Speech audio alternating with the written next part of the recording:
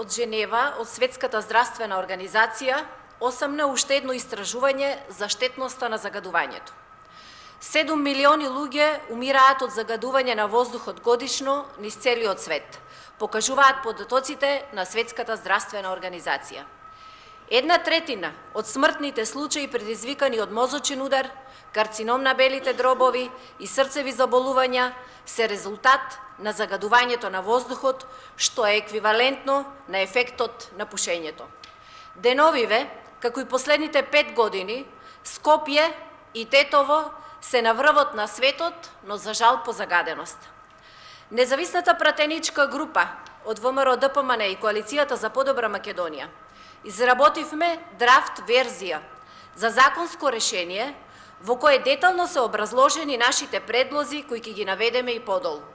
Исто така ги предвидовме и финансиските импликации кои ќе произлезат и од кои непродуктивни ставки во буџетот ќе бидат покриени.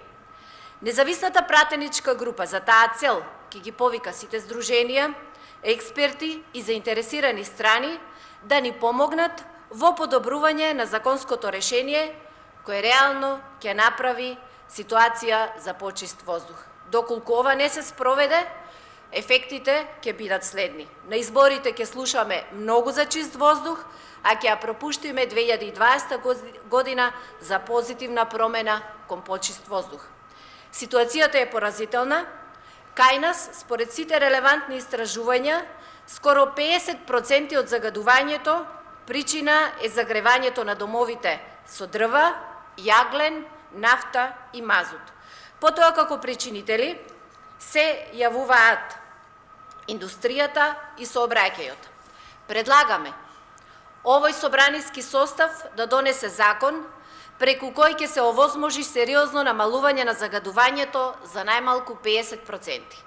За таа цел ќе организираме работни средби и со невладините организации и експерти во оваа област на кои ќе работиме заедно на законското решение кое најмалку ќе опфати следното: регулирање на грејењето на домовите и разгледување на можноста за воведување на забрана за грејење на дрва, мазут и јаглен во урбаните средини, ширење на топлификационата и гасифициона мрежа во урбаните средини, бесплатни печки на пелети за сите домаќинства со ниски примања и субвенционирање на останатите во зависност од нивните месечни примања.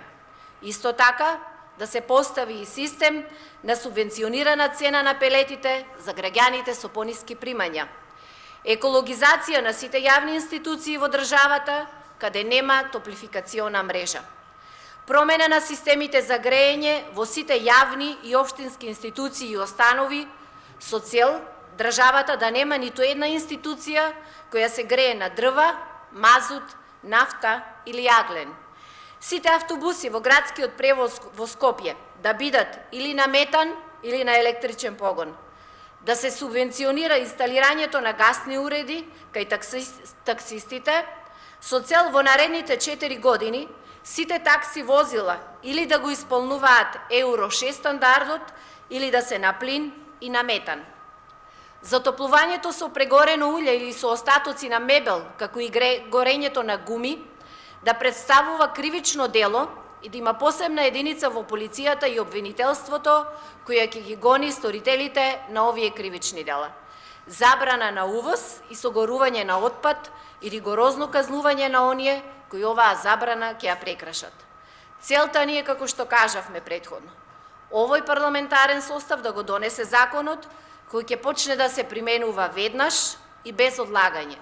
Целта е во 2021 година да имаме барем 50% почист воздух. Затоа ги повикуваме сите политички чинители да ни се приклучат без калкулации, да направиме нешто заедничко, нешто добро за сите граѓани, затоа што сите заслужуваат да имаме почист воздух.